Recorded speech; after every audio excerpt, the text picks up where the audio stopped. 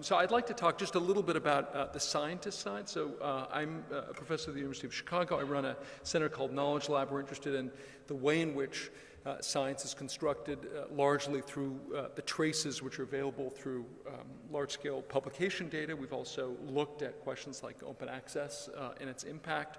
And the point that I'd like to share today is just, looking to find the degree to which scientists may actually care about the potential effect of open access in the distribution of scientific findings. So what's the financial implication of the scientific implications of open access?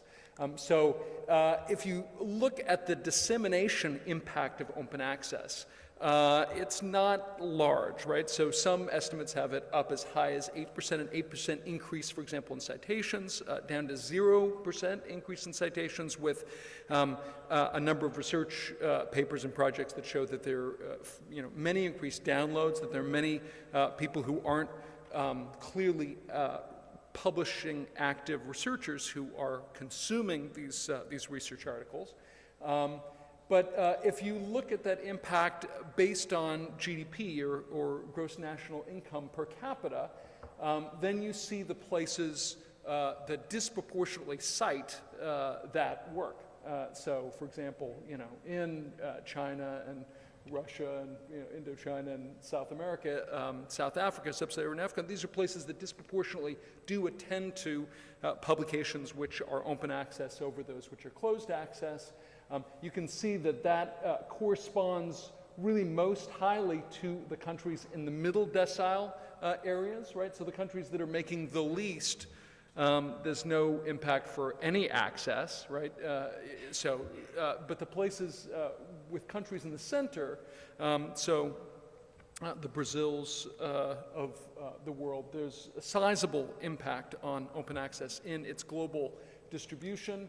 Moreover, there's a popular effect, which is to say, if you look at popular knowledge bases, like Wikipedia, for example, there is increased dissemination in open access and the citations and push of open access versus proprietary journals, which ends up affecting to a 15% on average increase in the degree to which the curious, interested public is going to bump into an open access article of equal or greater quality. And it turns out that this is true across the Wikipedias of the world. It's not just something that's driven by rich or poor countries. So all this to say, and this I think supports some of the points that Stephen Hall was making earlier, that it's not just analysts or publishing active researchers which are consuming the results of open access. It's also students, it's practitioners more broadly who may not be active students. It's a curious public beyond that who are bumping into resources like Wikipedia and open access indirectly through it at disproportional rates. So the question I have is, to what degree do scientists care about open access? So are they willing to sacrifice something? And here, it's not just show me the money, right? Are they willing to essentially put high quality papers that would have merited entry into a higher average citation impact journal into a lower citation impact journal that's open access out of a preference for open access? That's the question here. And so a little analysis we did was we basically traced the typical curve of citations, right? They kind of grow over time and they decrease over time in a shape, a distribution that's typically log normal. And then we look when something becomes accessible through a pay service, and then when it gets accessible through an open access service, what's its effect? And if we run this analysis just within journal, right? So just when a journal first goes online for the first time, now of course they're all online now, but when they were going online in the 90s, when this happens, and then when something becomes open access. So if we do a kind of what's called a fixed effect, so we just compare the journal to itself, right? Is there a bump relative to the citations that it would have received earlier? And what we find is a very tiny effect, right? It's like a 3-4% effect of open access over electronic commercial availability. But if we do what's called a random effects models, we don't compare just a journal to itself, but we compare it to other journals, all other journals in this space, it appears that this is an enormous effect, right? So 126% increase in citations to things which are available for free, or between 70 and 126 based on the model specifications. This is a huge effect. The only thing that can account for this effect is that basically scientists are putting articles that have no business being in open access in open access. They're making a sacrifice at the level of the citations they would expect to receive by putting things in open access. So what precisely is that value? Well, I don't know, but I would say there's just I think factors that are worth thinking about is how much do scientists care? It appears that they do care.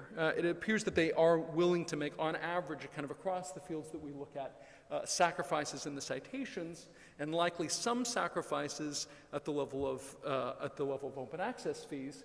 How much can they afford to care is the other question. Now, there are many mediating factors, as all would suggest. I mean, the organization of the science, the power of the scientific and scholarly bodies, the degree of federal money which these scientists have access to.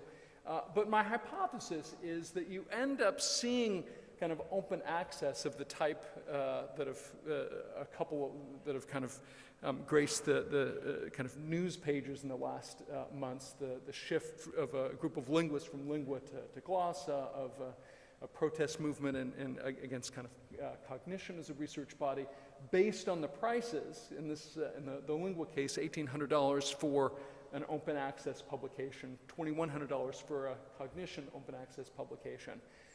These open access movements tend to form when scientists care, but they can't afford to, right? When there's an open access option that is essentially beyond the institutional means for the average researcher, or even the high publishing researcher to participate in.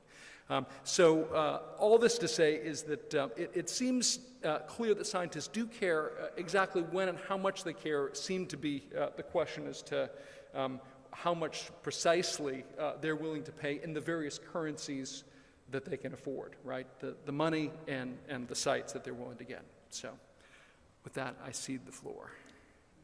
Let's see, how do I?